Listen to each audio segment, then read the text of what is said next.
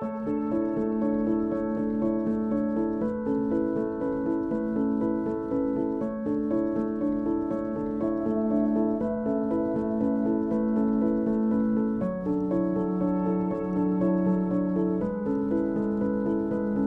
nous allons débuter. Madame Marsan, vous êtes là? Voilà, j'avais pas mis mon micro. Bonjour à tous. Merci de votre présence à ce groupe de réflexion. Faut-il rééquilibrer la collaboration en éducation thérapeutique entre usagers, partenaires et professionnels? Je suis Sarah Marsan, la directrice de la Maison de la Nutrition Diabète et Cœur, qui est une association de professionnels de santé, centre d'éducation thérapeutique en Gironde, avec une équipe mobile. Et je suis accompagnée dans cette présentation et co-animation de Monsieur Delaveau qui va se présenter, bien sûr.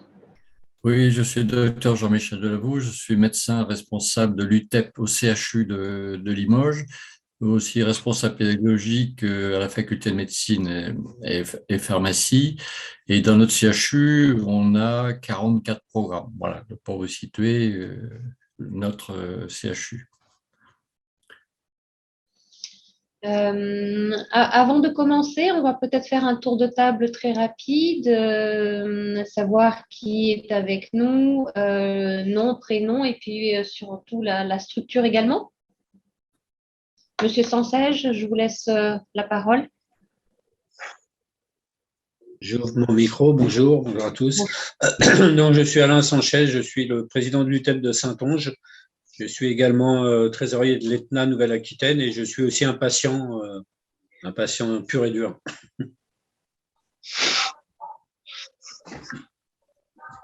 Une autre personne qui prend la suite? Bon, allez, le jumeau prend la parole. Le patient pur et dur, hein, désireux de le rester, moi aussi, je suis désolé.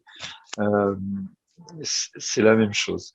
Je suis ravi d'être avec vous parce que je trouve que c'est une question vraiment éthique et importante. J'espère qu'on va pouvoir progresser gentiment entre nous. Voilà. Le centre Richelieu? Oui, chez Mimecla, je suis directeur médical, médecin physique de réadaptation au centre Richelieu à La Rochelle, qui dispose de 5 programmes sur notre site. On a 5 programmes. C'est un centre de rééducation spécialisé, service soins médicaux et de réadaptation, comme il faut dire maintenant. Très bien, bienvenue. Merci. Ensuite, nous avons Madame Goyer. Goyer, oui. Oui, bonjour, je suis Diane Goyer, je suis coordinatrice au niveau de l'UTEP de Saintonge, territoire sud-est de la Charente-Maritime, et on accompagne 18 programmes d'éducation thérapeutique. Très bien. Madame Tullier, le COF. Oui, bonjour. Alors moi, j'ai la double casquette soignante et patiente ressources. Et donc, je suis en Normandie et donc j'interviens auprès de Planète Patient qui a plusieurs programmes d'éducation thérapeutique. C'est une plateforme sur toute la Normandie. Et donc, voilà, je suis à la fois intervenante en tant qu'infirmière spécialisée en ETP et je suis aussi bénévole et on travaille beaucoup avec un comité des usagers sur la place du patient, notamment dans les programmes ETP. Très bien. Madame Niclot. Oui, bonjour. Alors moi, je suis patiente experte. Mon association d'appartenance est AFA Crohn RCH France, les maladies inflammatoires chroniques de l'intestin. J'interviens dans 4 programmes, plus précisément 3 programmes en présentiel et un programme à distance que nous avons créé sur notre plateforme Miki Connect de l'association bien avant le Covid. Donc, on fait des ateliers d'accompagnement à distance depuis bien longtemps. Voilà. Madame Bourbigo.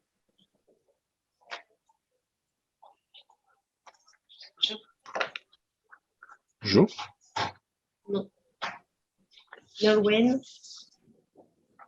Voilà, si vous mettez votre micro, peut-être pour vous présenter, je ne sais pas si on vous a entendu. Voilà. Bonjour, excusez-moi, vous ai rejoint un peu en retard, je m'excuse. Je suis Nolwenn Borligo, je suis infirmière coordinatrice aux unités transversales d'éducation thérapeutique au centre hospitalier de Cornouailles dans le Finistère Sud. Donc, merci de m'accueillir. Bienvenue à tous. Je crois qu'on a fait le tour de tout le monde. Donc, on va commencer, Michel. Alors, avant de commencer et de réfléchir ensemble, on va faire on va vous présenter une petite scénette. On va vous jouer en fait une histoire vraie qui devrait nous permettre de lancer le débat. Du moins, on va essayer. Il s'agit ici d'une conversation téléphonique entre une directrice de soins et le responsable de l'UTEP. Bonjour, je suis la directrice des soins et nous venons d'être saisis d'une plainte par un patient suivi dans le service d'hématologie. Il a bénéficié de séances d'éducation thérapeutique et à la suite de ces séances, il présente une aggravation de son état car il avait suivi les conseils d'un patient expert présent lors de ces séances. Et ce sont les conseils de ce patient expert qu'il remet en cause. Connaissez-vous ce patient, monsieur ?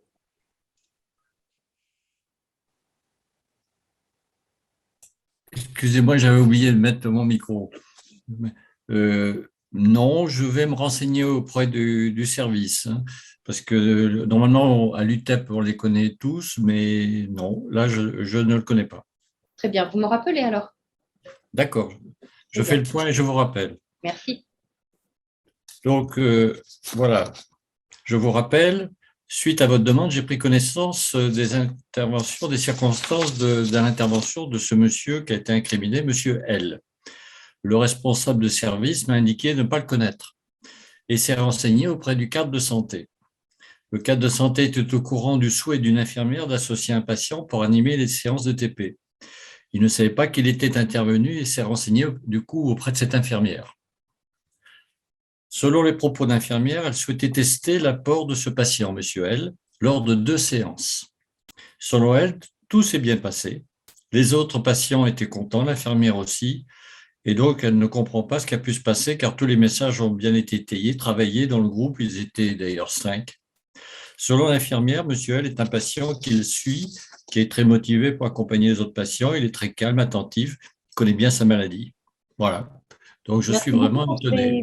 Merci beaucoup pour ces renseignements. Bien, écoutez, je vais recevoir le patient plaignant avec l'accord de la direction pour le remercier de nous avoir permis de mettre en lumière divers points sur lesquels nous devons rester attentifs à l'avenir sur la contribution des patients partenaires au sein de notre programme et nous allons améliorer les conditions pour favoriser ce partenariat.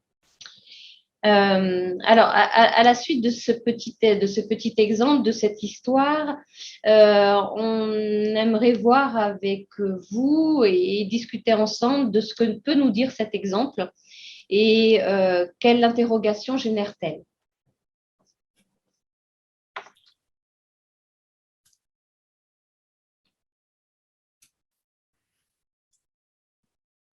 Bon, comme il faut qu'il y en ait un qui commence, oui. J'y vais. Je vais vous dire un truc. Je pense que ce genre de problématique, on va la retrouver souvent. Pas si souvent que ça, probablement, mais souvent, ça c'est sûr. J'ai été témoin, à titre personnel, en psychiatrie, de problèmes d'accompagnement dévoyé, au sens où on l'entend, avec des gens qui se sont retrouvés en situation de crise, parce qu'ils étaient accompagnés de pères, qui étaient des pères aidants, hein, au sens qu'on connaît, et on s'est retrouvé dans des situations très compliquées. Donc c'est un problème qui existe, et moi je ne l'évite absolument pas. C'est ma première réaction. La deuxième réaction, c'est que aujourd'hui, les usagers partenaires sont des gens qui ne donnent aucune espèce de garantie d'éthique sur leur pratique. Il n'y a rien. Il y a rien. Il y a au cas par cas des chartes. Au cas par cas, il y a des choses. Mais en réalité, la mise en œuvre de la charte n'est contrôlée par aucune instance, quelle qu'elle soit. Ce qui fait que, et c'est là le problème que je me pose à moi, les professionnels de santé peuvent remettre en cause le travail de ces usagers partenaires parce qu'ils ne donnent pas de garantie alors de quoi? Du dévoiement éventuel de leur travail. Voilà comment je vous dis les choses. C'est ma traduction personnelle, bien entendu.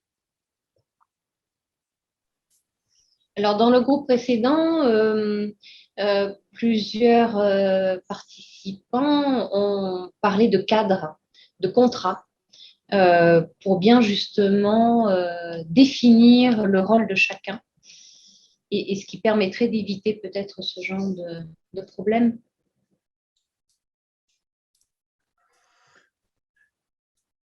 Il y a un point clé qui apparaît, et c'est un sujet majeur, c'est déjà comment on recrute les patients. Et la manière dont on les recrute, c'est qui sont ces patients. Bon, en général, la plupart du temps, pour chez nous, c'est un cas que j'ai eu à traiter. Mais c'est des services, c'est des patients habituels qui souvent sont même en ETP, qui ont envie d'aider les autres. Et du coup, comment on recrute ces patients et du coup, comment on les recruter également pour qu'ils puissent accompagner d'autres patients.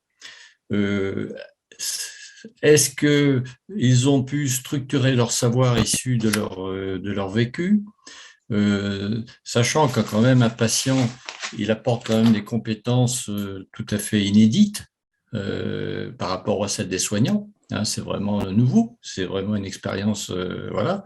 Ce savoir expérientiel, il doit être reconnu comme complémentaire des savoirs académiques, hein, même si notre Alexandre Berkes disait même les professionnels, c'est du savoir expérientiel. Hein, il y a deux savoirs expérientiels qui se retrouvent, mais ce n'est pas la même expérience, bien sûr. L'un est dans le soin et l'autre se fait soigner, si je puis dire, et est lui-même soignant, co-soignant. Voilà. Donc, du coup, on a cette grosse problématique de dire recrutement des patients, oui. Comment on fait? Comment on fait pour que ces patients recrutés soient vraiment membres de l'équipe? Comment on peut s'assurer, comme justement éviter comme a dit Michel, sachant qu'on n'a pas de garantie a priori, ils ont l'envie, ils ont le désir d'aider les autres et on le comprend très bien. Comment on peut analyser leurs pratiques? Voilà, il y a donc tout un tas de domaines, je dirais, d'un processus que l'on doit réfléchir. Ce processus de recrutement et de mise en intervention des patients doit respecter un certain nombre de critères, on peut dire éthiques, hein, dans ce sens que c'est vraiment un processus de qualité. Voilà. Donc, c'est ça que l'idée de l'infirmière était bonne, à mon sens, avant de l'inscrire totalement dans le programme comme Madame Marsan dit, avoir une convention, un contrat, etc., de dire, je préfère voir comment il se comporte en situation et après, je verrai avec lui comment avancer au mieux pour l'inscrire dans l'équipe. Voilà. Et du coup, ce qu'on dit, est-ce qu'il y a des bonnes manières, des critères pour y arriver au mieux? Je pense qu'il y en a. Après, ce n'est pas une garantie 100%, mais même pour les professionnels, hein, quand on recrute un professionnel, on n'a pas une garantie 100% non plus. Voilà, donc il faut être aussi clair là-dessus. Par contre, la parole des patients, on le voit, a un poids conséquent. Après, là, dans l'exemple que j'ai eu à traiter, la personne, elle a entendu des choses, elle l'a interprété à sa manière. Ça ne veut pas dire qu'il y a eu une erreur. Non, mais lui, la personne l'a interprété à partir de ses propres conceptions. Voilà. Et puis, il a testé quelque chose, il s'est trompé et il a incriminé une autre personne. Voilà.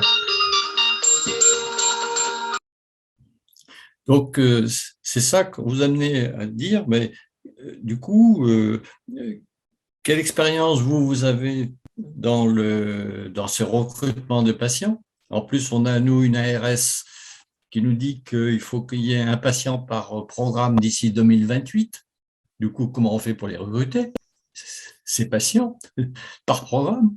Moi, si je prends les miens, il me faut 40 patients. Où est-ce que je les trouve?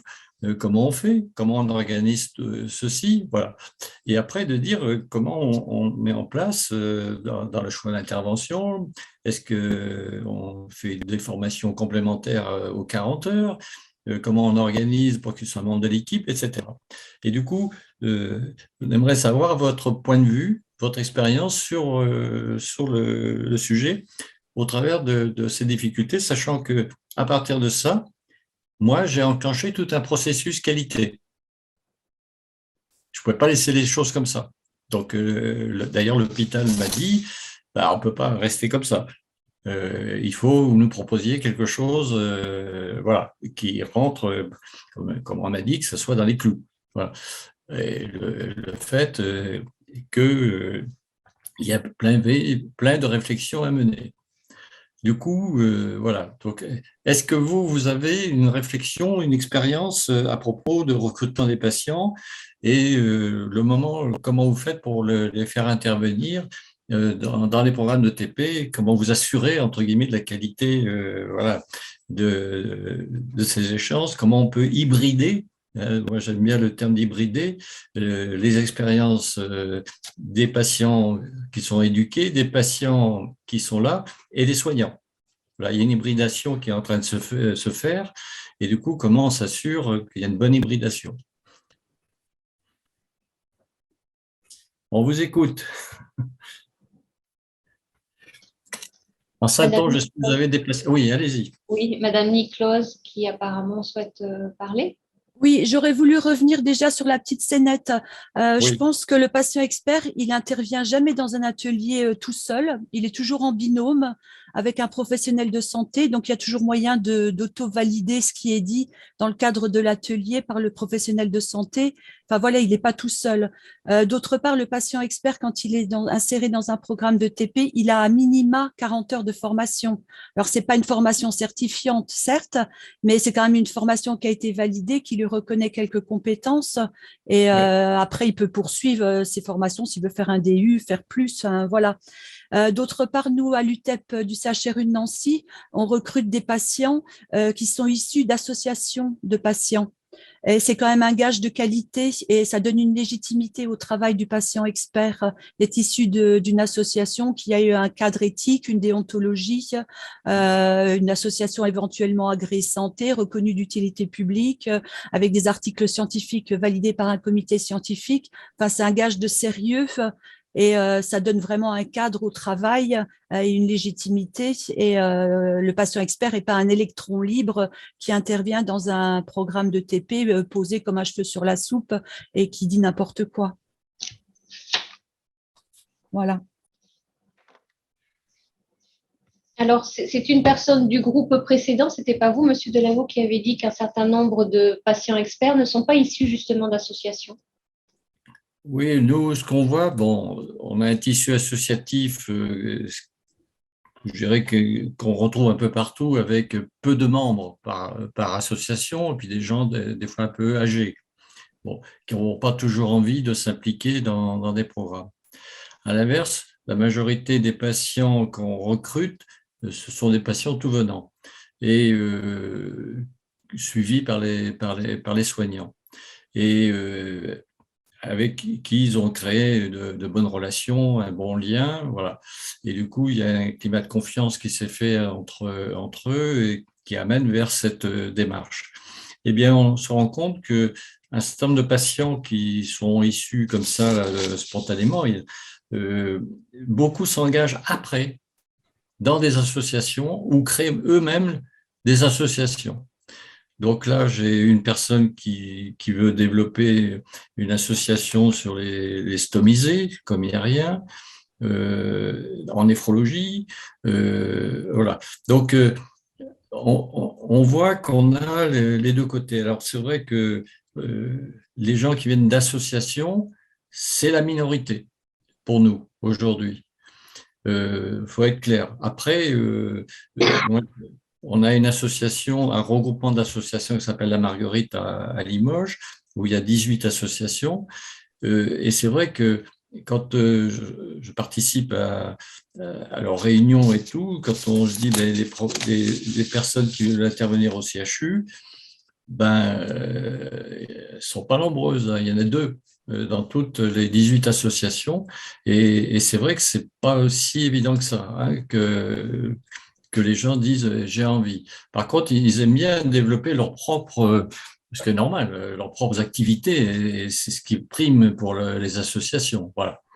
Donc, c'est sûr, si vous, à Nancy, vous avez la chance d'avoir un cadre et des associations assez dynamiques, tant mieux, mais dans un pays vieillissant comme le Limousin, on n'a pas trop, pas trop ça, malgré leur dynamisme, et ils font plein de choses intéressantes, mais pas forcément devenir comme patient intervenant au sein du CHU, hein. Voilà. Et ça, c'est quand même plus ennuyeux. Madame Après, Goyer, vous aviez oui. levé la main. Allez-y, Madame Goyer.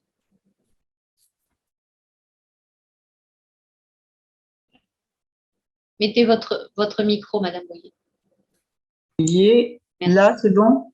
Oui, ça passe. Parmi les programmes qu'on accompagne, effectivement, il y en a très peu issus d'associations. Il y en a 2 ici, au moins. Mais sinon, les autres, en fait, les patients sont directement recrutés parmi les bénéficiaires du programme d'éducation thérapeutique. Donc, on a pu en former plusieurs. Donc, ils connaissent déjà les patients, ils les ont étudiés longuement pour savoir s'ils étaient capables de transmettre leur savoir expérientiel. Donc, c'est pas des patients qui sont là par hasard. Est-ce que, pour reformuler, mais pour tout à fait autre chose, parce que vous avez évoqué une idée qui me paraît intéressante. Imaginons qu'on recrute un patient qui n'a pas forcément suivi le programme ou qui, bon, est-ce que le fait d'avoir suivi le programme est un critère justement qui va favoriser la connaissance de la personne? C'est-à-dire que je veux bien Moi, ça m'est arrivé comme ça, on a un service, on a recruté quelqu'un qui n'avait pas suivi le programme de TP. Et on l'a dit, vous le suivez, le programme de TP, parce que ça nous paraît très intéressant. Comme ça, vous allez mieux situer votre place à l'intérieur de ce programme. Et donc, du coup, la personne a dit, oui, puisque je veux bien les aider, du coup, je me suis engagé à suivre. Et il nous a dit, j'ai bien fait, parce que je me suis rendu compte de plein de choses. Voilà. Et du coup, ça a fait maturer mon idée de ma place à l'intérieur de ce programme.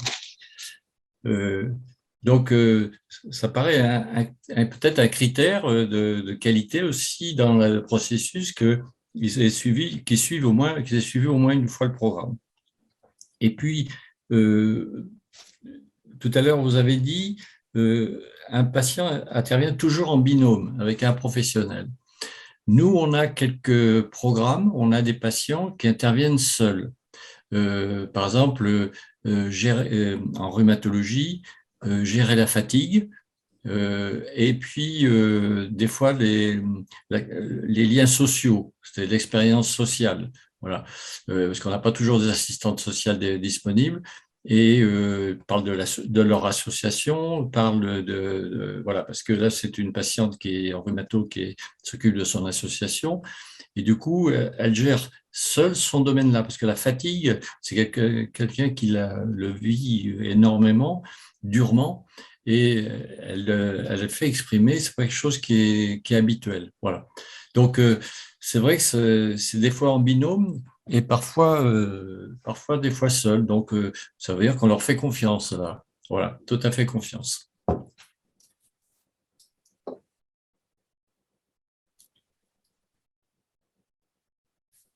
Je veux aller plus loin. Est-ce que vous pensez que pour qu'un patient, pour que justement cet équilibre entre patient et partenaire et l'équipe éducative, il faut trouver des points d'équilibre. Est-ce qu'il faut qu'il soit, à mon sens, reconnu? Et dans ce cas, pour qu'il soit reconnu, qu'est-ce que vous pensez qu'il y ait un guide juridique, alors Aetna en a fait un, qu'il y ait des conventions, et on nous a même dit une lettre de mission qui lui permet d'être reconnu, avoir son champ d'intervention, et une lettre de mission pour une durée qui est fixée. C'est ce que nous a dit M. Philippot, voilà, tout à l'heure. Et c'était vraiment, j'ai trouvé très bien. Qu'est-ce que vous pensez de cette structuration? Est-ce que c'est compliqué? Est-ce que c'est nécessaire? Monsieur Chancel, vous avez levé la main, allez-y. Oui, merci. Oui, ça y est. Merci. Depuis tout à l'heure, j'ai entendu un certain nombre de choses qui me font réagir, pas forcément négativement, mais j'ai entendu parler de motivation, de confiance. Ça pourrait paraître assez dangereux. Je m'explique pourquoi. Parce que la formation, même moi, j'ai fait la formation de 40 heures, effectivement. Il m'arrive d'assister, mais plus assister en tant qu'apprenant à des séances d'éducation thérapeutique en dialyse. Et je m'aperçois qu'en fait, ma formation, elle n'est pas du tout suffisante. Même si je suis issu d'une association, il me manque l'immersion. C'est-à-dire qu'en fait, il me manque le fait d'être immergé dans des programmes, dans un programme ou dans plusieurs programmes, pour être sûr de pas faire d'impair. Parce que je vais revenir sur le binôme qui me paraît vraiment très important et qui, à mon avis, est essentiel, parce qu'on ne peut pas laisser quelqu'un tout seul, mais pas plus un soignant qu'un patient expert ou soi-disant expert. Ça me paraît relativement dangereuse dans la mesure où où la personne serait seule. Il y a un risque qui est très important d'entrisme si on laisse faire en dehors de tout cadre légal, juridique, associatif et tout ce que vous voulez, d'entrisme des sectes, si vous voyez ce que je veux dire. Parce qu'on est dans un champ qui est quand même très nouveau, où le patient partenaire est quelque chose d'assez nouveau. Donc, il va falloir qu'on mette un cadre autour de ça. Et le fait de marcher à la confiance me paraît très dangereux. Et le fait qu'un patient partenaire se retrouve seul avec un autre patient me paraît pas. Il faut absolument un accompagnement, voilà. Donc guide, convention, lettre de mission, oui, on peut tout imaginer, mais il faut absolument qu'il y ait un cadre parce qu'on va pas pouvoir laisser faire tout et n'importe quoi. Voilà. Monsieur Chapeau? Oui, alors je parle pas fort parce que je partage ma salle avec quelqu'un d'autre.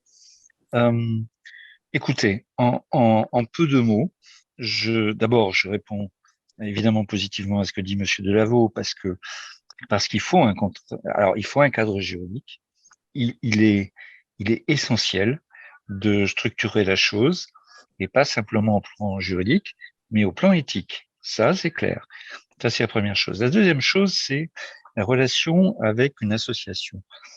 Ce que je crois et ce qu'on finira par vérifier, c'est l'idée que, ces usagers partenaires, on les trouve dans la patientèle des programmes de TP. Ils sont là. On ne les détecte peut-être pas correctement parce qu'on n'a pas encore les outils nécessaires pour détecter ces potentialités-là, mais on les a. Ça, il y a pas de souci par rapport à ça. Que ensuite ils ne fassent pas partie d'une association et qu'ils finissent par rejoindre une association parce que finalement ils mesurent l'exigence qu'il y a d'aller représenter une communauté d'usagers. Moi, je pense que c'est tout à fait naturel.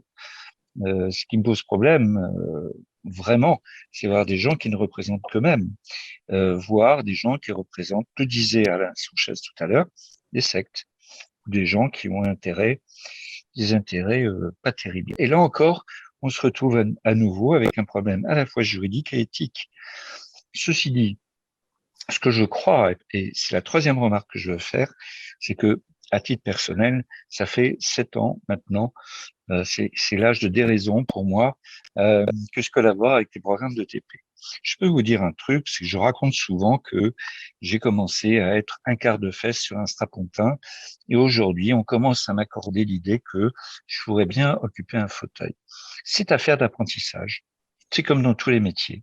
Et d'une façon générale, moi qui viens des ressources humaines, je dis que la démarche de ressources humaines, elle existe et que on se retrouve grosso modo avec une problématique qui est résolue avec cette démarche de ressources humaines. Ceci dit, on est dans une gère qui parle d'éthique. Et je reviens toujours à cette idée-là que ce qui fait la valeur du travail de l'usager partenaire, c'est le respect d'une certaine éthique. Et la question est de savoir comment, je le répète, est-ce qu'il faut l'acter par un document quelconque? Est-ce qu'il faut une instance de contrôle du respect de cette charte? Pour moi, c'est des questions essentielles. Les professionnels de santé ont des ordres, ils ont des instances de consultation éthique, consultation et d'ailleurs des chambres disciplinaires. Il n'y a pas de raison pour que les malades n'y aient pas droit eux non plus, quoi. Ça, c'est clair. On n'y échappera pas. Parce que c'est ça et bien autre chose, mais ça aussi qui fera que on donnera un statut un tant soit peu stable à ce qui est un métier exercé de façon bénévole ou professionnelle. Pour moi, la problématique, elle est là. Madame Tullier, vous voulez rajouter quelque chose? Oui, alors bon, il y a eu beaucoup de choses de dites entre deux. Moi, je suis en Normandie et donc je travaille pour Planète Patient, mais je suis aussi bénévole au CA de Planète Patient et au comité des usagers aussi, où on réfléchit beaucoup sur le statut de patients partenaires, de l'intervention dans les groupes de TP, enfin dans les ateliers. On n'en est encore qu'au début du travail, hein. Pour l'instant, je crois que je suis la seule patiente à pouvoir intervenir en atelier, mais c'est parce que je suis infirmière en ETP en fait. Et voilà. Donc moi, j'interviens toute seule, il n'y a pas de souci. Par contre, c'est vrai que la co-animation n'est pas toujours évidente. Tout simplement, il faut avoir les moyens du personnel et les moyens financiers derrière. Le groupe juste avant de réflexion, j'étais sur le groupe sur la professionnalisation des usagers partenaires justement. C'était très intéressant. Nous, effectivement, on est en train de réfléchir à ça et on passe par les associations de patients, justement, parce que on trouve que c'est une forme de légitimité, en fait, d'appartenir à une association de patients. Mais ceci dit, c'est pas toujours évident non plus, parce que les bénévoles dans les associations de patients donnent déjà beaucoup de leur temps, donc n'ont pas non plus beaucoup de temps pour participer soit à la conception, soit aux ateliers de TP. Donc c'est un petit peu le serpent qui se mord la queue, hein, comme dans toutes les associations. C'est souvent les mêmes bénévoles qui sont les plus engagés. Et voilà, c'est donc. Mais effectivement, nous, on est parti là sur une base où on se dit quand le patient vient seulement pour témoigner, donc bien sûr en co-animation, on ne lui demande pas particulièrement de formation spécifique, mais d'être adhérent d'une association de patients et d'avoir préparé en amont avec l'acteur ETP la séance.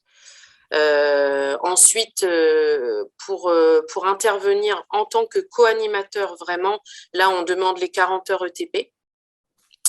Et ensuite, pour animer soi-même un atelier en tant qu'usager partenaire, là, on est en train de réfléchir, mais on demande soit un certificat universitaire, soit un diplôme universitaire. Voilà, quelque chose qui est quand même une formation un peu plus conséquente et qui permet évidemment d'avoir beaucoup plus de recul sur la pathologie aussi, sur les maladies chroniques en général.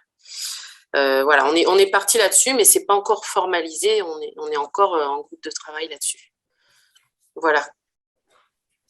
Très bien, merci. Mais c'est comme dans le groupe précédent qui nous parlait également de patients qui avaient différentes missions au sein du CHU de Lille. Voilà, oui, c'était intéressant également. D'informations pour aller à l'envers de ce que vous venez de dire, mais c'est pas pour vous contredire.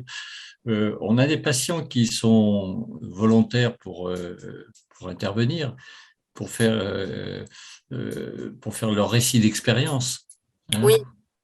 Et du coup, quand on leur propose de leur dire faites les 40 heures, certains nous disent ah non, ne me demandez pas d'aller moi déjà l'école, les études, tout ça, c'est pas mon truc. Par contre, je veux bien aider, accompagner, etc. Et du coup, dans ce cadre-là,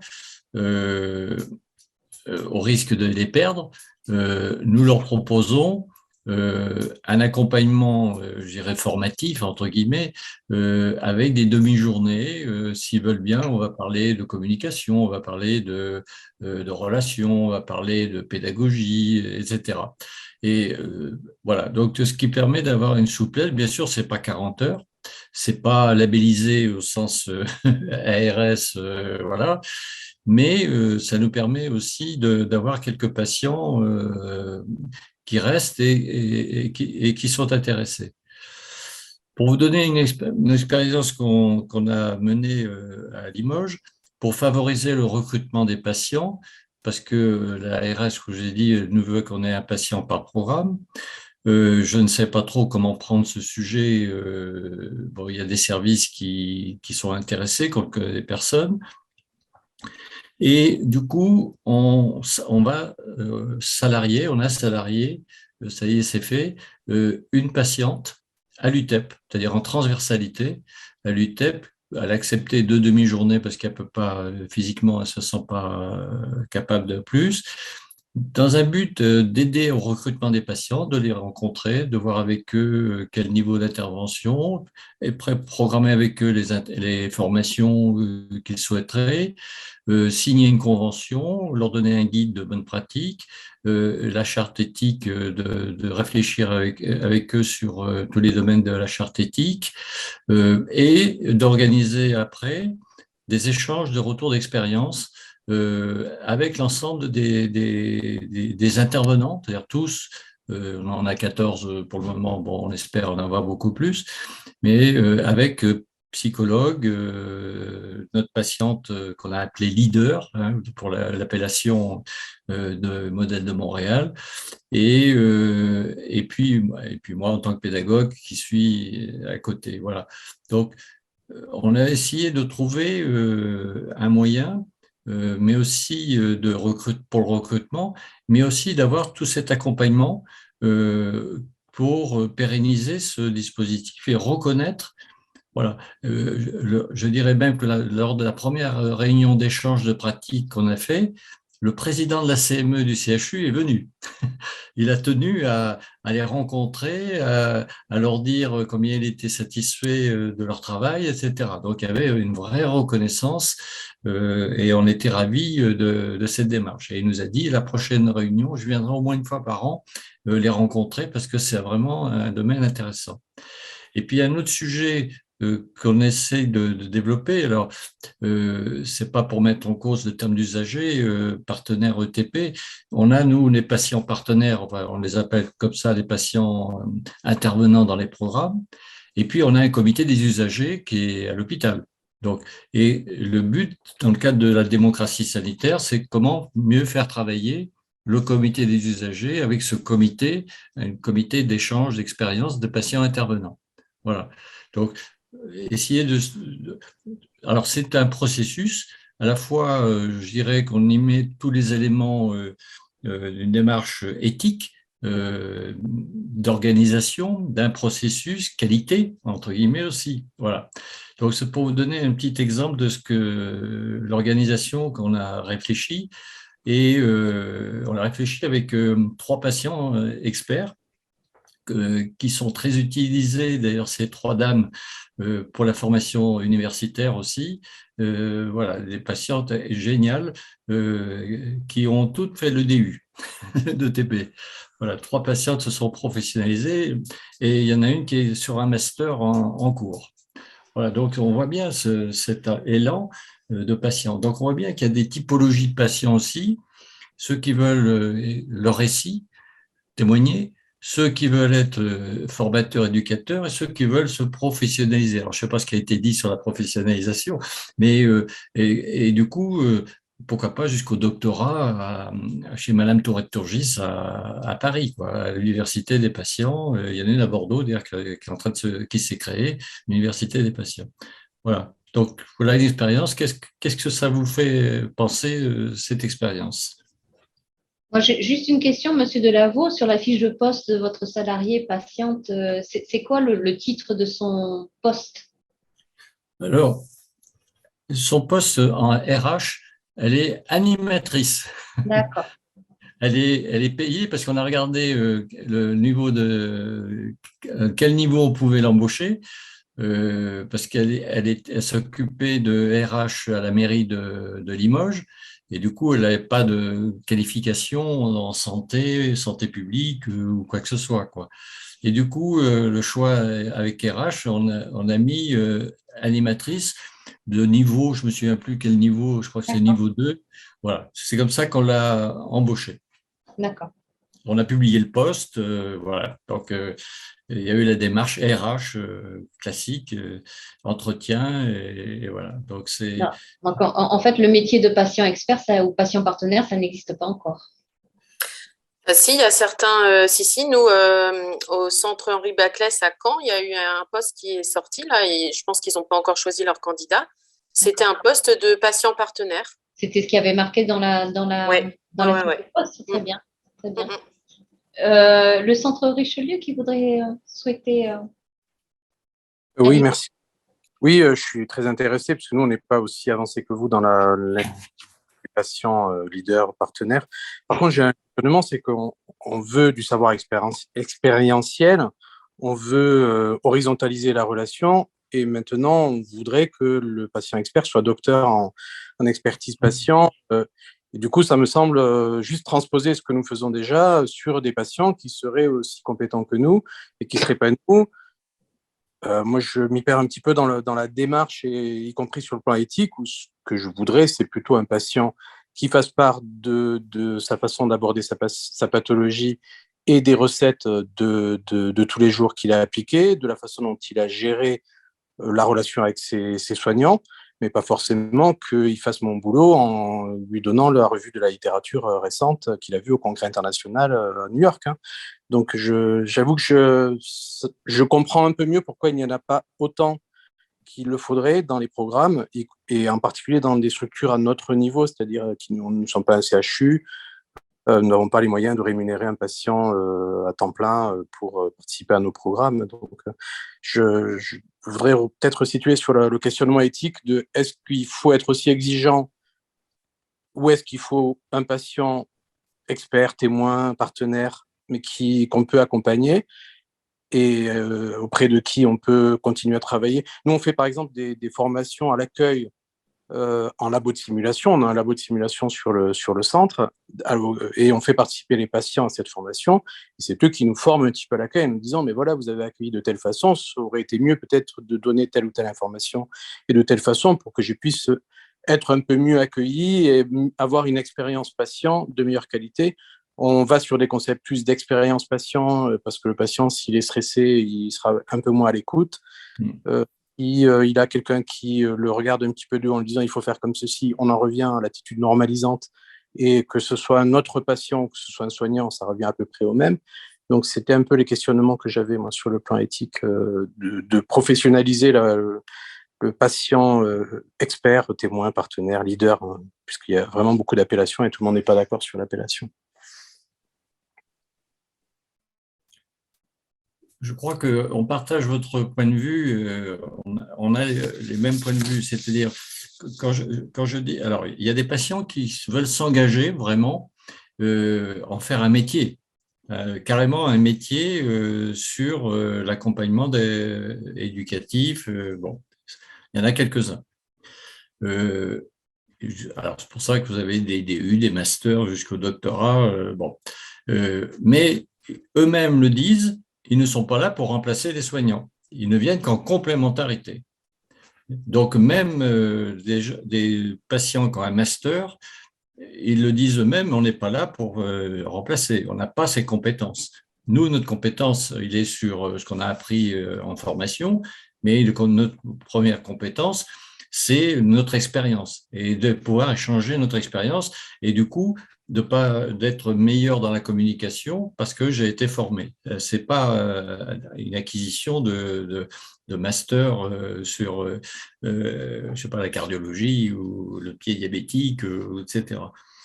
Et puis, il y a le niveau, je dirais, qui est le plus fréquent qu'on a, c'est des patients qui nous demandent simplement d'être du témoin et de pouvoir échanger sur leur expérience et de faciliter, par exemple, sur la greffe rénale.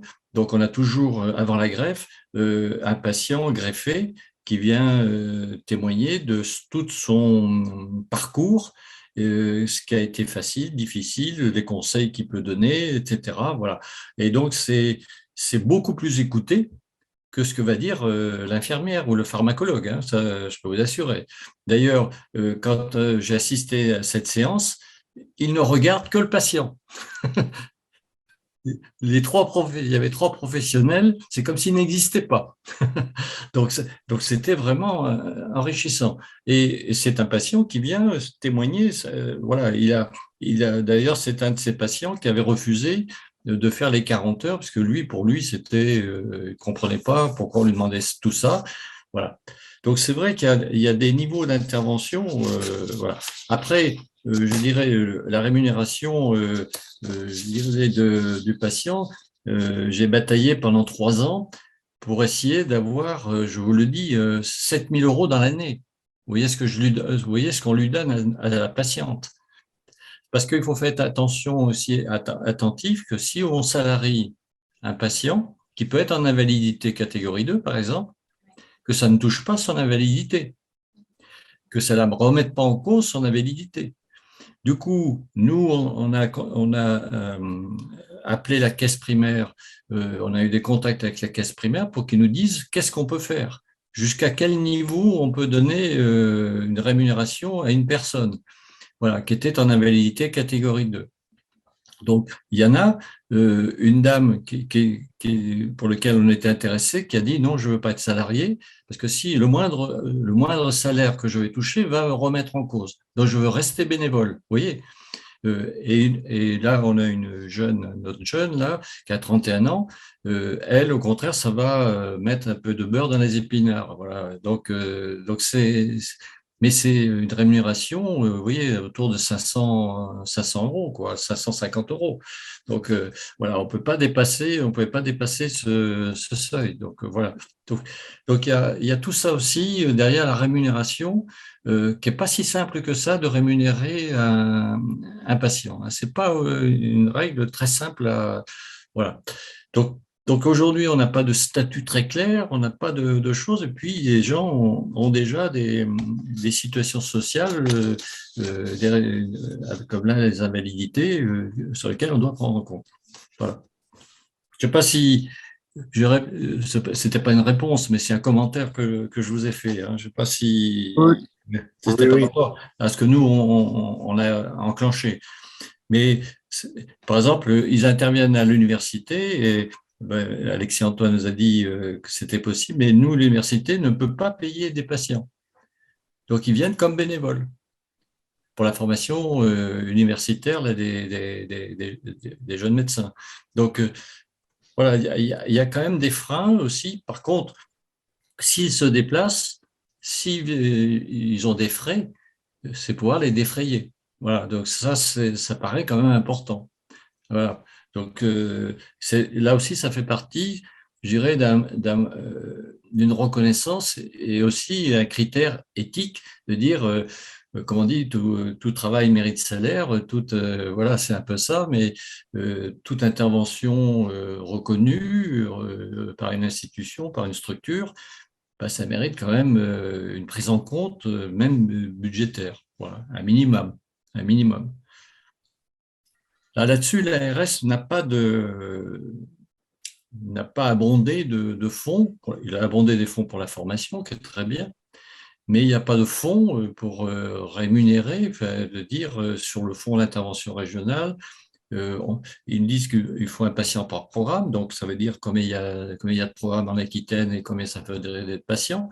Et du coup, quelle somme on pourrait gager pour justement pour des frais, au moins des frais, voire éventuellement quelques rémunérations. Alors peut-être que Mme Antoine va me contredire. Non, non, c'était juste pour donner la parole à Madame Bourbigo, une représentante bretonne, et avoir peut-être quelques retours d'expérience de ce qui se passe de son côté. Oui, merci. J'étais justement en train de vous dire. Nous, actuellement, sur notre établissement, on ne dispose pas actuellement d'implication des patients partenaires dans les programmes qui sont actuellement dispensés. Par contre, Pourriez-vous parler un tout petit peu plus fort? Parce que peut-être entre le masque et le micro, on vous entend. oui, je suis désolée, je suis en bureau partagé, Oui. donc Oui, oui. c'est un petit peu mieux. Voilà, c'est ça. Pardon. Ça sera peut-être mieux comme ça. En fait, actuellement, nous, sur l'établissement, sur les programmes qui sont validés au niveau de l'ARS, on n'a pas identifié de patients qui sont partenaires. Par contre, on voit bien l'importance qu'il peut y avoir à ouvrir, en fait, quand même, malgré tout, même si ce n'est pas dans l'animation des programmes, tout du moins dans leur construction, dans au moins leur évaluation, pour avoir aussi une justesse des programmes qui sont proposés. Et puis, on a actuellement 2 projets de programmes, hein, qui est Coporté Ville-Hôpital et un autre qui est peut-être une déclinaison d'un programme qui est déjà proposé en Île-de-France et où justement l'implication des patients partenaires, elle se fait dès maintenant. La question du défraiement des patients, c'est une vraie réflexion aussi régionale, parce que sur le pôle ETP Bretagne, il y a un groupe de travail qui est en cours. Pour en avoir échangé avec plusieurs patients partenaires, c'est vrai que il faut avoir quelque chose aussi d'un petit peu modulable, parce que c'est vrai que certains ne souhaitent pas être mis en difficulté par rapport à leurs ressources actuelles, et d'autres, au contraire, s'investissent dans les formations qui sont souvent ces formations supportées par leur association. Sur la Bretagne, on a de la chance d'avoir l'ARS qui nous finance quelques places pour les formations 40 heures. Mais c'est pas la possibilité, c'est pas tous les patients formés 40 heures n'ont pas pu en bénéficier, donc c'est souvent leur association. Après, je rejoins aussi un petit peu la réflexion qui a été faite autour de pouvoir un petit peu contractualiser l'implication, leur implication, parce que c'est vrai que il peut y avoir des difficultés, il peut y avoir s'appuyer sur un réseau comme les associations. C'est vrai que ça peut être un petit peu plus sécurisant pour nous en tant que professionnels. Il y a certaines associations qui proposent des formations en plus pour leurs adhérents, pour s'impliquer un petit peu dans l'accompagnement. Mais en même temps, est-ce qu'il faut vraiment fermer la porte aux personnes qui ne souhaitent pas adhérer aux associations, qui ne souhaitent pas se former aux 40 heures, parce qu'ils sont aussi légitimes de leur savoir expérientiel? Donc voilà, il y a beaucoup, c'est vrai, de questionnements, et en même temps, on est obligé d'avoir, comme vous l'expliquez, Monsieur Delaveau, d'avoir ce critère qualité que les établissements nous demandent aussi. Donc voilà, aujourd'hui, un petit peu où on en est à notre niveau, au niveau de notre établissement. Merci. Merci. Madame Tullier?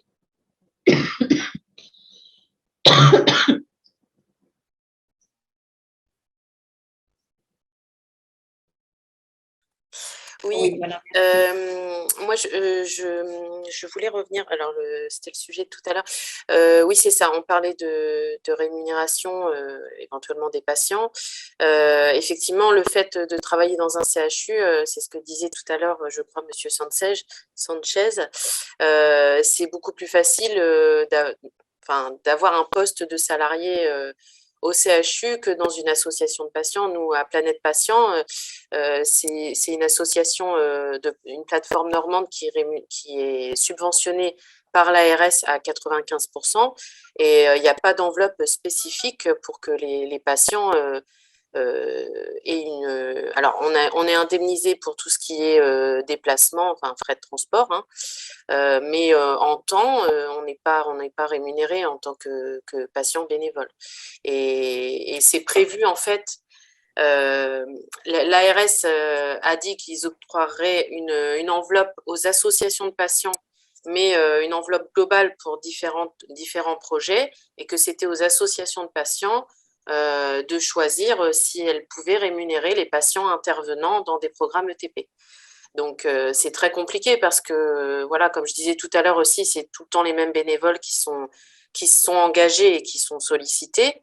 Et à côté de ça, les associations sont très restreintes au niveau des projets. Donc, c'est compliqué d'utiliser les subventions de l'ARS pour pouvoir rémunérer un patient qui va se détacher et qui va être acteur dans un programme ETP. Voilà, bon, nous on réfléchit beaucoup là-dessus, hein, au comité des usagers de Planète Patient avec les associations de patients, mais c'est encore un long travail. Voilà ce que je voulais dire. Merci. Madame Gouillet? Oui, je voulais dire que nous, on a de la chance en Nouvelle-Aquitaine que l'ARS non seulement demande au programme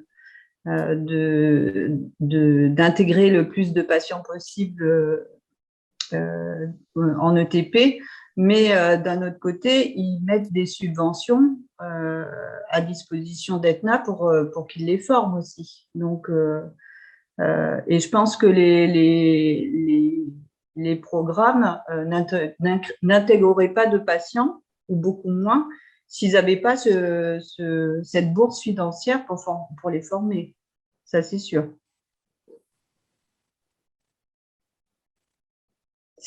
Financièrement, les hôpitaux, ils n'ont pas l'argent pour payer les formations des patients. Tout à fait. Donc, merci Aetna et merci l'ARS Nouvelle-Aquitaine. Au-delà du... Juste une question, Alexia, vous avez des facilités ou des difficultés à recruter des patients pour qu'ils soient formés? Vous avez des demandes? Alors, le dispositif de formation a été lancé fin 2019 et prenait la suite d'un autre dispositif qui préexistait à Aetna, où en fait, avant, l'ARS avait donné directement de l'argent aux organismes de formation, mais où il y avait peu de contrôle sur effectivement le nombre de patients formés. Donc, on a pu mettre en place ce dispositif. Je vous ai mis le lien dans le chat, où en fait, Aetna accueille des demandes donc sur dossier. Il y a un jury qui s'assure de certains critères. Et le critère principal, c'est que les patients qui souhaitent être formés soient déjà en lien avec une équipe de programme en cours ou à venir, de manière à ce que la formation puisse ensuite être directement mise en application. Donc aujourd'hui, on a en moyenne une dizaine de personnes formées par an. Donc, alors, on a eu la crise Covid entre-temps qui a freiné beaucoup de volonté de patients de s'investir. On fait régulièrement de la com auprès des UTEP pour qu'ils relaient l'information dans les équipes de terrain, de manière à ce que les équipes puissent avoir connaissance de cette facilitation. Alors, je précise pour ceux qui ne connaissent pas que ça n'est pas Aetna qui forme. Nous ne sommes que dispensateurs d'une bourse financière et le choix est laissé à la personne et à l'équipe de l'organisme de formation. Voilà. Merci, Alexia.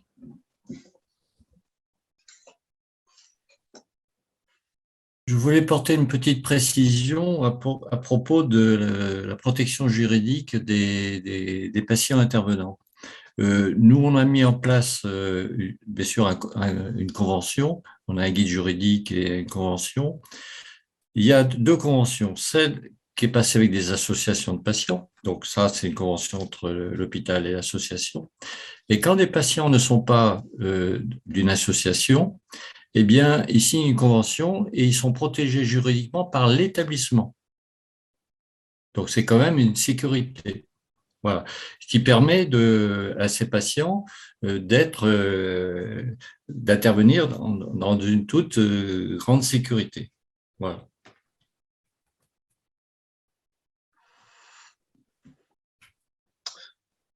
Au-delà du côté financier qui est réellement très important et à mon avis, il ne va pas se régler en 5 minutes parce que de toute façon, on sait très bien que l'ARS n'a pas ou ne veut pas, le politique en général ne veut pas financer ce genre d'activité, ce qui est dommageable, mais c'est comme ça.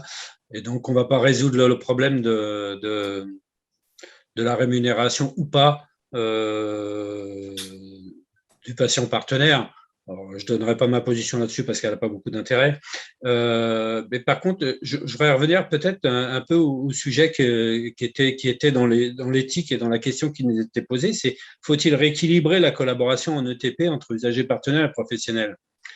Je ne sais pas si la question est bien posée, je n'ai pas suffisamment d'expérience pour savoir s'il faut rééquilibrer ou équilibrer tout simplement.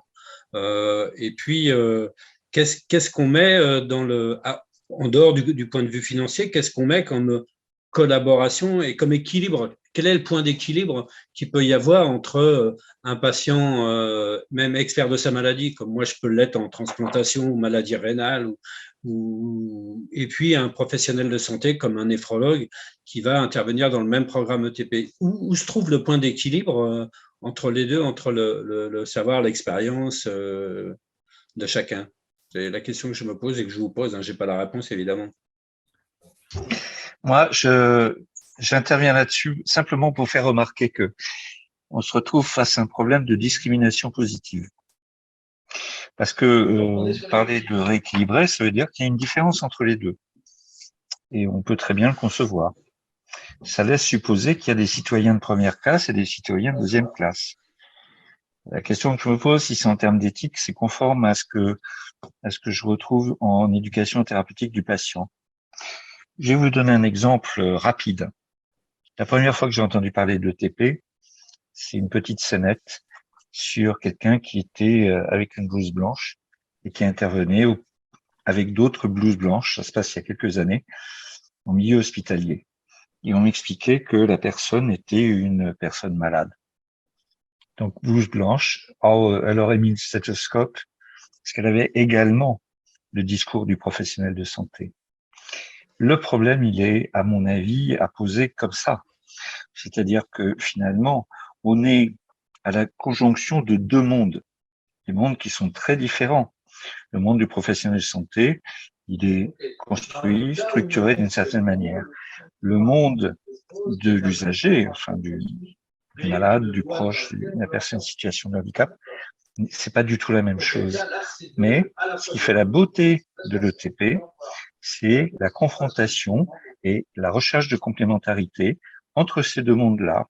Je pense que il y a quelque chose qui m'a toujours posé problème, à titre personnel, qui est de dire que oui, il y avait une voie descendante qui était celle de l'offreur de soins, et puis une voie montante qui était la personne qui est à genoux et qui supplie l'autre de bien vouloir le soigner. Je pense que les temps changent, mais que quelque part, dans la stature des uns et des autres, il en reste quelque chose. Voilà. Donc, discrimination positive ou pas? Ça, c'est une question éthique.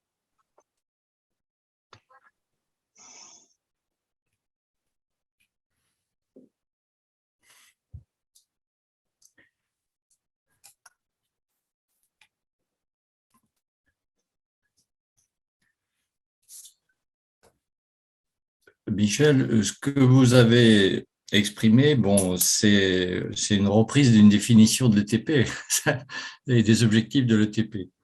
Quel est l'objectif de l'ETP? Du coup, c'est que le patient soit co-thérapeute et lui donner les moyens et lui permettre de gérer au quotidien, dans sa vie quotidienne. Bon. Hors du monde hospitalier, hors du monde, voilà, dans son monde à lui, avec ses conceptions, ses représentations, son environnement social, etc. Donc c'est vrai que moi j'avais un patient qui m'avait dit la différence entre vous et moi, vous savez laquelle c'est? Je lui dis non, il me dit vous le soir quand vous partez, vous enlevez votre blouse, moi ma blouse de malade, je l'ai toujours sur moi. Donc c'est vrai que là, il faut que, au travers de l'ETP, on ait une démarche.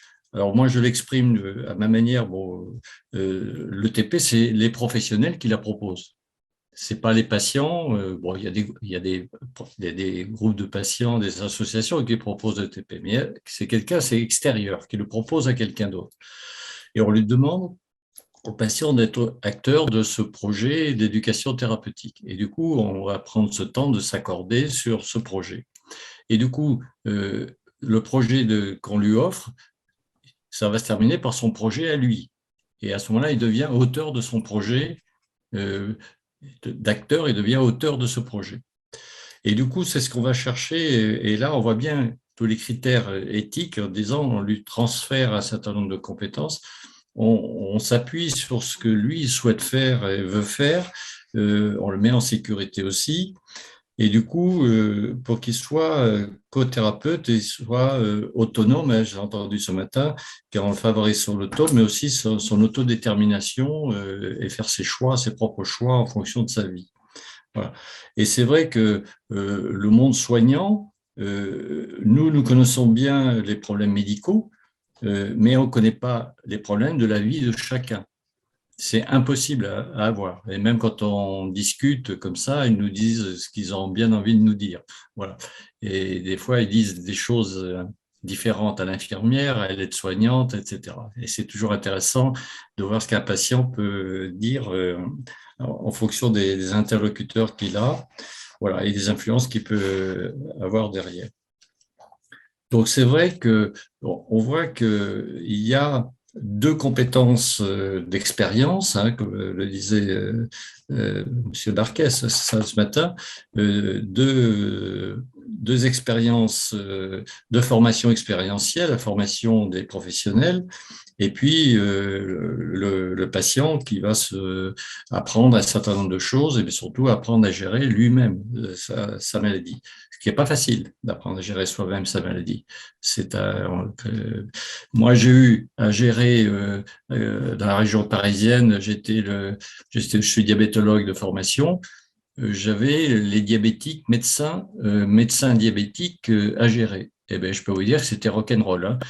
Ils savaient tout sur le diabète, mais quand je voyais les hémoglobines glyquées et les résultats, c'était pas terrible, hein. Donc, c'est pas parce qu'on sait qu'on fait. Voilà. Et c'est pas parce qu'on sait qu'on a appris des choses qu'on fait tous de la même manière, etc. Donc, c'est vrai que il y a, si on veut arriver à ce que les patients soient en autonomie, on leur délègue beaucoup de choses parce que c'est eux qui gèrent tous les jours, hein. Eh bien, l'apport d'un patient, vous avez un auteur qui s'appelle Bandura, qui a travaillé sur l'auto-efficacité, mais aussi l'apprentissage vicariant. Vicariant, je pense au vicaire, celui qui remplace. Eh bien, les apprentissages avec un patient expert ressources à côté, il est très important parce que il est un autre comme lui et il va lui apporter d'autres éléments.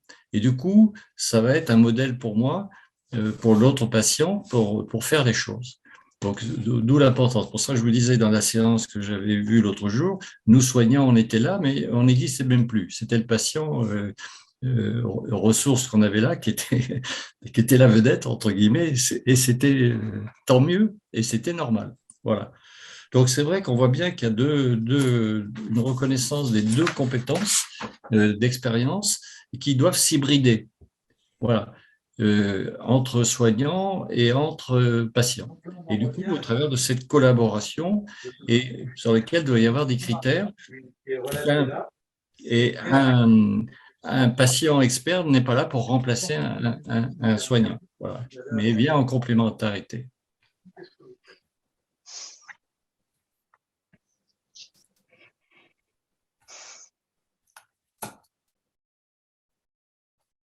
Vous êtes d'accord, Michel?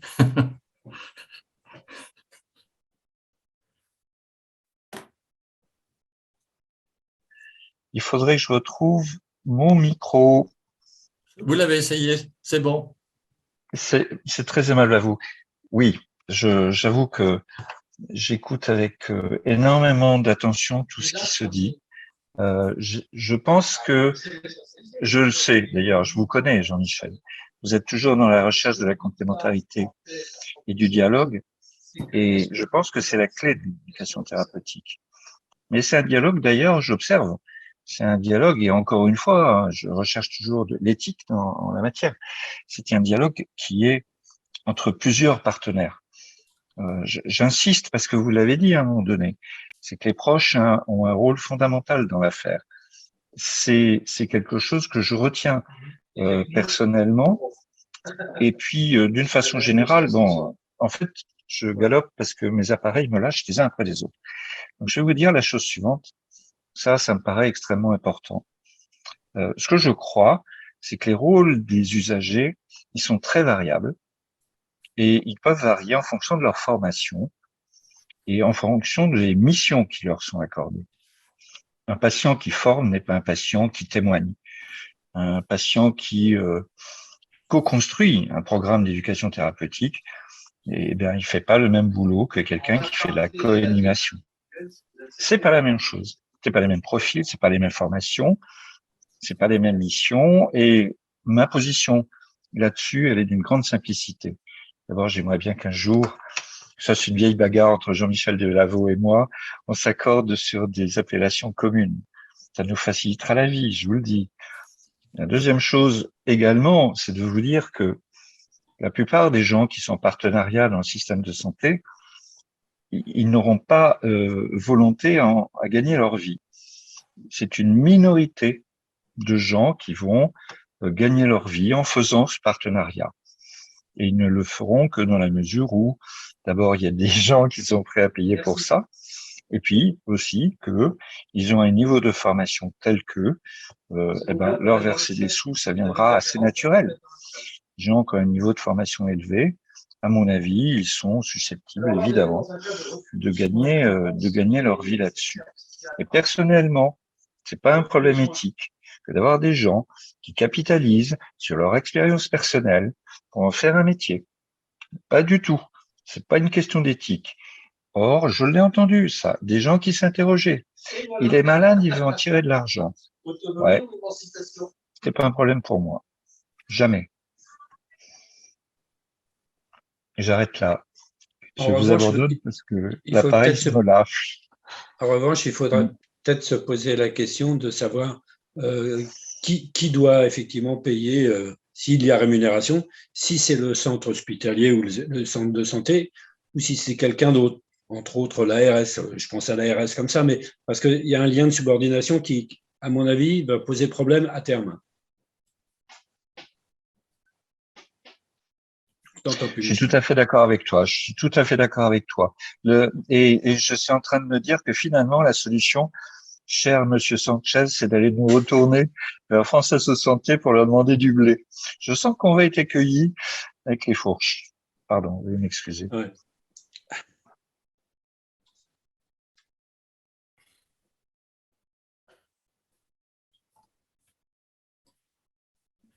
Si on se réfère au modèle de Montréal, ils considèrent que les patients experts comme ça, comme des co-soignants.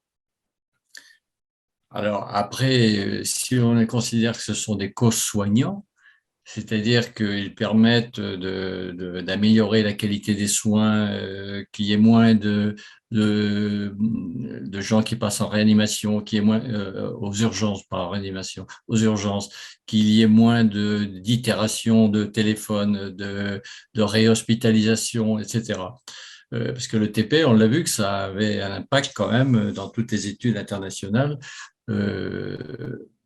Indépendamment du modèle pédagogique, hein, ça il faut être clair, indépendamment des modèles pédagogiques, que ça permettait de rendre les gens beaucoup plus capables de gérer leur maladie. Le fait d'échanger et de mettre de la relation au centre, et avec beaucoup d'empathie, etc.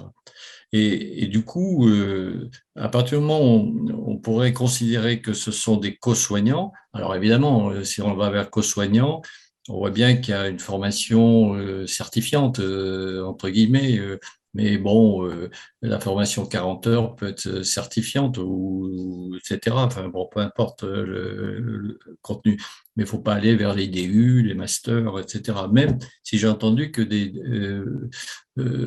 qu'on peut utiliser une réflexion sur la place des 40 heures des DU pour certains niveaux d'intervention. Mais ce n'est pas idiot, hein. Rémi Gagnère l'a posé ça, ce niveau d'intervention et des niveaux de formation. Voilà. Il faudra peut-être y arriver. Et comme on disait, à ce moment-là, on met des référentiels de compétences et avec des formations. Voilà. Donc, on en arrive à ça. Voilà. Donc, pourquoi pas avoir des référentiels de compétences des patients et derrière des référentiels de formation. Voilà, des compétences à mettre. Voilà, donc on peut avancer même dans cet ordre-là. Je vois Michel qui opine. Voilà. Il a été dans le groupe précédent sur la professionnalisation des usagers partenaires. Il a été évoqué la VAE. Pourquoi ne pas mettre, parce que ça valoriserait d'ailleurs la VAE, mais l'expérience du patient pourrait être validée, voilà, comme les VAE dans n'importe quelle formation. Et c'est vrai que ça pourrait être une base aussi. Du coup, voilà. Mais bon, je ne sais pas ce qui en découle, comment ça pourrait être mis en place, mais c'est vrai que quelqu'un a abordé ce sujet-là, s'il y avait connaissance, si ça existait déjà pour les patients partenaires. Et a priori, personne n'a cette notion, ou peut-être en santé mentale, a priori. Il y aurait eu une notion de santé mentale pour accéder à une formation ensuite. Cette notion de référentiel et de valeur ajoutée par l'expérience sont complémentaires. Si on fait une VAE, c'est par rapport à un certain nombre de choses qui existent, qui sont écrites. Il faut bien comprendre un truc, c'est que quand on commence à parler profession, qu'elle soit exercice bénévole ou pas, on se retrouve avec une codification, quelque chose qui est acté avec une méthode qui existe dans d'autres métiers. En réalité, ce qu'on est en train de voir monter devant nous, c'est l'émergence de nouveaux métiers.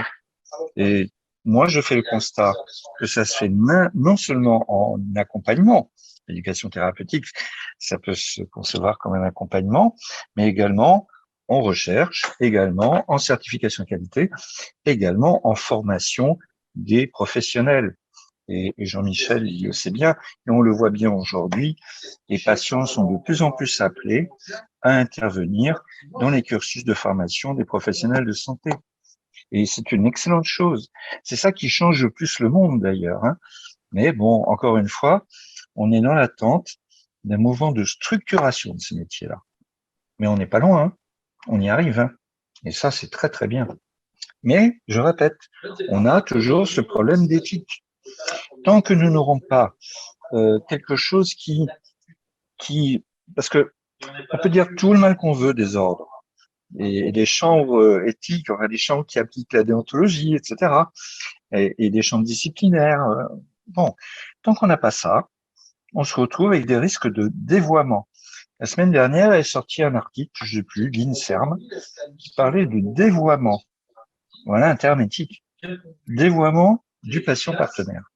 Franchement, pour moi, c'est probablement quelque chose qu'il faut traiter à fond, d'une façon constante, et s'interroger et savoir comment on peut imaginer quelque chose qui s'applique à ces problématiques.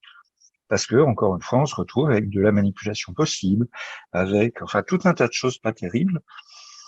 Et à titre personnel, moi, je revendique l'idée qu'on puisse créer à la fois des chartes, des systèmes de contrôle, des procédures disciplinaires, enfin la totale, tout comme on le fait pour un professionnel de santé. Et voilà, ça existe. Donc, si ça existe, c'est à mon avis qu'il y a nécessité de le faire.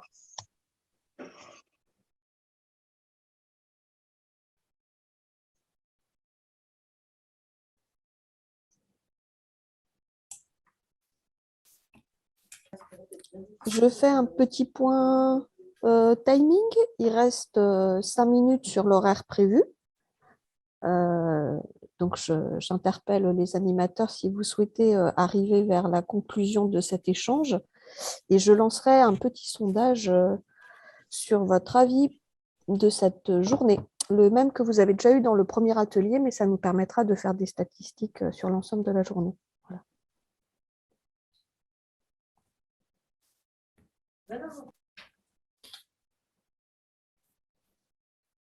Avant de passer au sondage, d'autres personnes voulaient… oui, Madame Niclos. Oui, en fait, on a beaucoup parlé de la formation initiale. Moi, j'aurais voulu revenir un petit peu sur la formation continue et la nécessité de pouvoir en proposer de façon pluripartenariale, c'est-à-dire les patients experts, les professionnels de santé ensemble, de façon à faire connaissance, à apprendre à travailler ensemble, de pouvoir croiser les regards et adapter nos postures respectives. Je pense que c'est vraiment important de pouvoir faire de la formation continue. Déjà, la formation continue, ça permet aussi de poursuivre une espèce de dynamique qui a été enclenchée par la formation de base. Et puis, ça permet de vérifier les bonnes pratiques et puis de les ajuster ensemble. Tout à fait.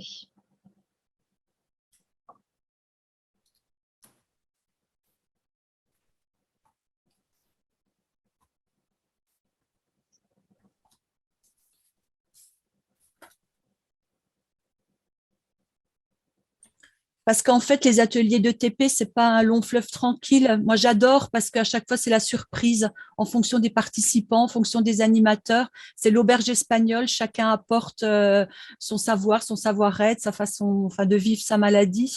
Et je trouve ça extraordinaire. Donc, il faut tout le temps s'adapter, ajuster sa posture, modifier ses comportements, ses réactions. Enfin, c'est vraiment tout un cheminement. Et c'est ça qui est passionnant dans le TP. Oui. Au-delà de ça, je vais vous donner une anecdote. J'ai été présent à l'animation d'un groupe sur la DMLA. On fait des après-midi sur la DMLA. Et il y a une patiente qui dit moi, je prends de la chicorée parce que c'est excellent pour les yeux. Qu'est-ce que vous en pensez? Là, sec. Bon. Pas l'œil sec, mais la parole sèche. Et j'ai revu l'infirmière qui est allée creuser à droite et à gauche et elle me dit, mais elle avait raison. Mais elle avait raison. Moi, je ne savais pas que la chicorée, c'était bon pour la rétine, pour la macula. Vous voyez, donc on apprend beaucoup aussi des patients. Ils sont créatifs, ils cherchent des choses, ils se renseignent. Voilà. Donc, nous, on sait un certain nombre de choses. Eux, ils savent aussi, il y a des savoirs à partager, à échanger. Donc, vous avez Brigitte Sandrin-Berton qui disait toujours dans son article qui éduque l'autre. Donc, voilà. Donc, et c'est une réflexion éthique, là, de savoir, quand on éduque, qu'est-ce qu'on fait, qui éduque qui et comment. Et quelle est notre intention. Voilà. Pour la formation continue, nous, on forme à la fois des patients avec des professionnels, hein, il n'y a pas de tout. On forme aussi les secrétaires, les secrétaires, parce qu'elles sont le premier relais à l'hôpital. Et on a toujours une intervention d'une matinée avec des patients. Des patients ressources, voilà, qui interviennent dans les programmes et qui viennent témoigner de leur expérience et et comment ils se sont insérés dans les équipes, les difficultés qu'ils ont rencontrées, ce qui marche au moins bien, etc. Donc ça, c'est très apprécié. Il y a beaucoup d'émotions. C'est beaucoup d'émotions qui sont véhiculées parce qu'il y a des parcours de vie qui sont pas simples, hein, que les gens expriment, et ça apporte une cohérence avec tout ce qu'on a pu apprendre sur de la psychologie, de la santé, etc. Voilà.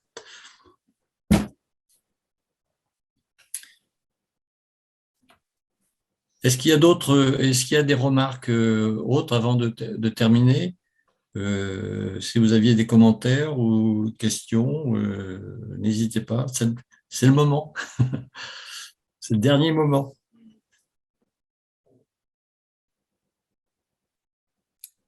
Non, mais je pense que c'est bon. Alexia, tu présentes peut-être ton sondage. Voilà.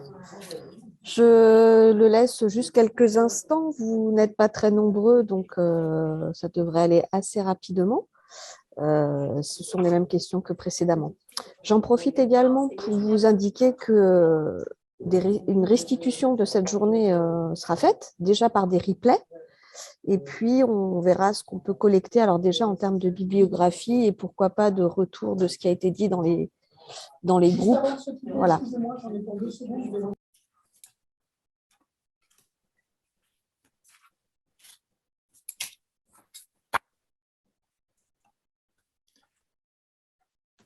Sur le plan bibliographique… Tout le monde a pu voter, hein, c'est bon pour moi. Voilà. Pardon. Allez-y, docteur Delaveau. Oui, sur le plan bibliographique, il y a eu un article de l'équipe de Genève, peut-être que vous l'avez vu, qui est pas récent, hein, c'est de 2013, et qui dit « Question d'éthique soulevée par la pratique de l'ETP ». Donc, dans l'ETP journal. Dans l'ETP journal, donc c'est question d'éthique soulevée par la pratique de l'ETP. Donc, toute l'équipe de Genève a publié ça dans l'ETP journal. Voilà. En 2013. Oui, 2013. Ce sera dans la bibliographie, bien sûr. Je signale à Madame Niklaus que je vais demain matin prendre un grand bol de chicorée avec une tartine de myrtille pour y voir nettement mieux. Voilà, je la remercie. Jean-Michel, on y va.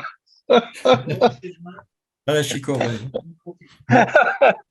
Mais oui, bien sûr, bien sûr. La prévention de la démêlée.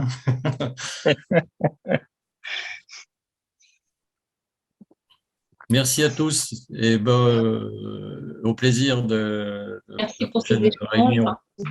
Merci à tous. Merci à vous deux, à bientôt. Merci beaucoup. Et bonne fin de journée.